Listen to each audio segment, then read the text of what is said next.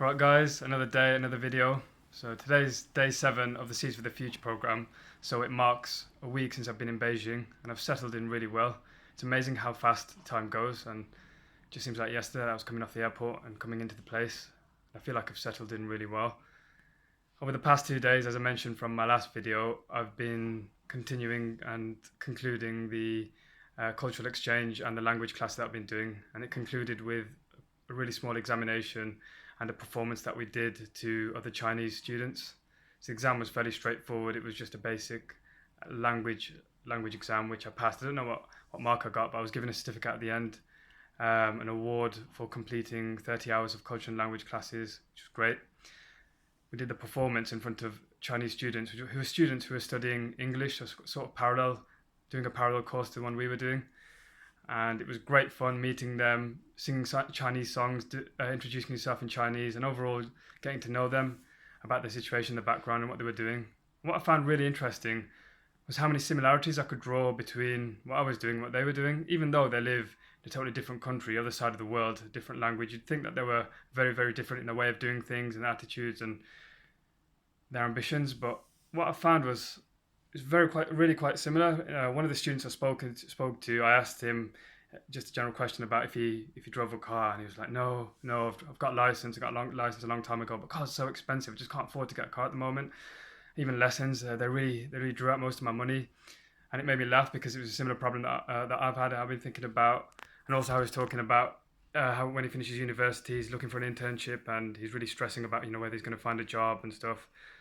And it's quite funny because it's stuff that we deal with as well in the UK and Ireland. And even though these guys, totally different place, all in all, I think we have a lot more similarities with people than we have differences, and that was shown the conversations that we all had with these Chinese students. Really good fun. I'm glad that that part of the course is over. I've learned a lot from it. I've learned basic Chinese, enough for me to go around the shops and make a very basic conversation with people. And I hope that in the future I can carry on learning Mandarin. It's a very difficult and challenging language, but I feel like I learn a lot and it'd be very valuable if I ever came to China again. So that concludes that bit. Today's Saturday, so it's a free day. So today we went to visit the Great Wall of China, which was an absolutely incredible experience. Words can't really describe what it is to really experience the Great Wall and see it for yourself. It's something that when you think of China, it's probably the first thing that springs to mind. But nothing quite compares from what you see on TV or reading a book to the real thing. It's an amazing piece of architecture, and to think that it was made 3,000 years ago and that parts of the wall are still preserved and intact, it's absolutely amazing. It's a really difficult walk. I had the impression that the Great Wall would just be a flat wall that you walk across, snap a few pictures and go home, but it's quite a steep climb up a hill, well, the part that we were going to anyway. And it was really challenging for us. All of us from UK and Ireland really struggled with the walk and were quite tired by the end of it. What was quite funny was to see that Chinese locals, even kids 5-6 years old and really old people climbing up the wall. And when speaking to some people, we found that it's a thing that they do regularly. They come every week on the weekends and have a hike up the wall. I don't know how they do it because the weather was really hot. It was about 35-36 degrees and we were all sweating. I think one person in the group even fainted because it's quite a challenge for him, and to think that these guys do it all the time is amazing. It's incredible.